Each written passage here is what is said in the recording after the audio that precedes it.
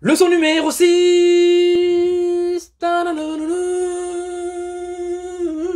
Moi, j'adore les histoires qui commencent très mal et qui finissent bien. Pas vous? Si je vous dis Abraham Petrovich Hannibal, vous allez me dire c'est quoi le rapport avec l'Afrique? Pour ça, il faut revenir au Cameroun au début du XVIIe siècle. Un enfant de 7 ans va se faire capturer pendant une razzia arabo-ottomane. Parce que oui, mes frères et mes sœurs rebeux, vous avez fait l'inimaginable. On en parlera dans une prochaine vidéo. Bref, l'enfant est capturé, il est emmené à Constantinople, à Istanbul, à la cour du sultan Ahmed III. Et le sultan voit tout de suite chez l'enfant des aptitudes exceptionnelles. Il en fait un page, le convertit à l'islam et lui donne le prénom d'Ibrahim. Un an plus tard, il est revendu et se retrouve à la cour du tsar de Russie, Pierre Ier, dit le Grand, empereur de toutes les Russies.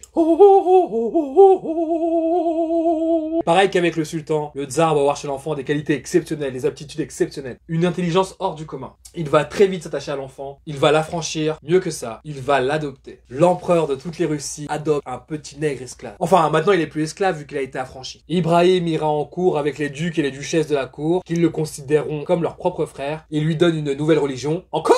Il ne s'appellera plus Ibrahim, maintenant il s'appellera Abraham Petrovich. Vous allez me dire, mais comment c'est possible que des Russes à cette époque? Bah c'est simple, à cette époque, il n'y a pas encore l'idéologie raciste qui va naître au 18 et 19e siècle en Europe et qui va s'étendre au monde. Donc à cette époque-là, les clichés racistes n'existent quasiment pas du tout en Russie. L'empereur aime tellement cet enfant, il voit tellement de possibilités chez cet enfant, qu'il fait venir les meilleurs professeurs d'Europe pour lui donner des cours. Il excelle partout, en mathématiques, en russe, en anglais, il excelle partout. À ses 15 ans, l'empereur l'emmène avec lui en voyage en France.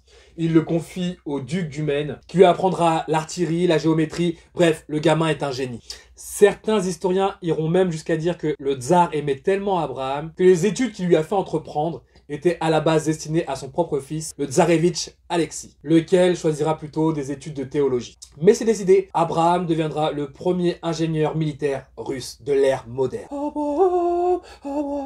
J'arrive pas à m'empêcher de faire du bruit, faire du bruit. En 1717, pour se parfaire à la guerre, on l'envoie en France dans les armées de Louis XV. Nigger in Paris, my nigger in Paris, niggers in Paris, my niggers in Paris. Alors que ce soit sur le terrain en tant que soldat ou sous la tente en tant que stratège, il fait des merveilles. Abraham régale. Il met tout le monde dans la sauce. Anglais dans la sauce, espagnol dans la sauce, autrichien dans la sauce, hollandais dans la sauce, portugais la sauce, allemand de la béarnaise. Il est tellement fort qu'il est promu capitaine de l'armée française et on lui donne le surnom d'Hannibal, en référence à Hannibal le Grand. Sur Macra qu'il était tellement fort mais ils lui ont quand même donné que le statut de capitaine.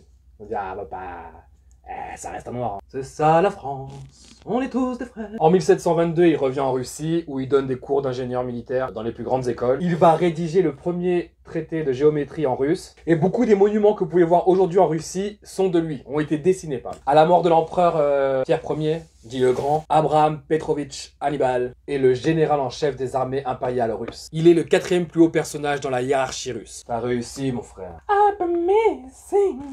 Bah niveau sentimental, je sais que c'est lui qui va faire la première dynastie noire en Russie. Il va se marier une première fois, mais ce mariage va être une catastrophe. Il va divorcer, il va se marier une deuxième fois avec une aristocrate suédoise qui va lui donner 7 enfants. Son 3e qui est Joseph Petrovich, qui va devenir un grand personnage de l'armée russe. Et le créateur de la branche des Pouchkine, lui aura des enfants, qui eux aussi auront des enfants. Et un des descendants d'Abraham Petrovich est tout simplement le plus grand poète russe, Alexandre Pouchkine.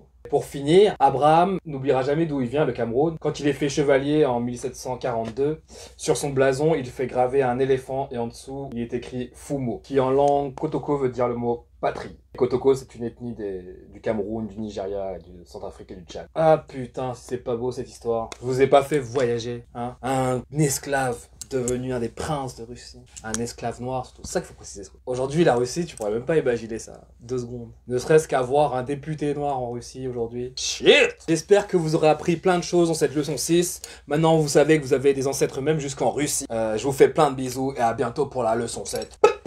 Ukulélé, ukulélé, ukulélé. Je crois que je vais lancer un ukulélé challenge. Tapez vos plus beaux ukulélés n'importe où vous voulez. Si vous voulez mettre des artifices, mettez des artifices. Envoyez-moi vos meilleurs ukulélés. Si vous voulez mettre des vibes, mettez des vibes. Mais envoyez-moi vos meilleurs ukulélés et je les posterai en story ou ça. Envoyez-moi vos meilleurs ukulélés. Ukulélé, ukulélé.